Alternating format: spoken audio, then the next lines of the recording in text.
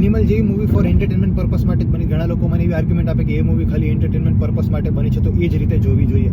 But yes, Indian ઓડિયન્સમાં એ રીતની સેન્સિબિલિટી જ નથી કે ભાઈ એન્ટરટેનમેન્ટની વસ્તુ એન્ટરટેનમેન્ટની જેમ જ લે. આપણી જોડે એટલી મેચ્યોર ઓડિયન્સ નથી that we have to accept.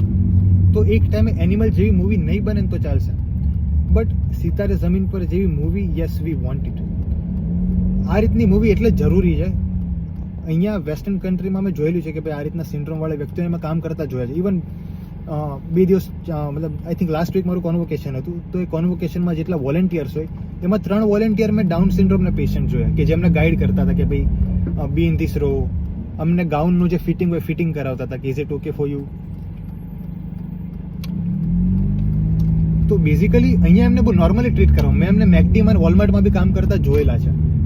But ઇન્ડિયામાં બહુ એ લોકોને બહુ ટેબુની જેમ જોવામાં આવે છે. અને એટલું લાઇટ હ્યુમરવાળું અને એટલું ફૂલ ઓફ જોયવાળું મૂવી છે ને કે at the end of movie you feel very light. તમને બહુ સેન્સ ઓફ જોય ફીલ થાય કે વાવ, કેરેક્ટર્સ એટલા બધા ક્યુટ છે.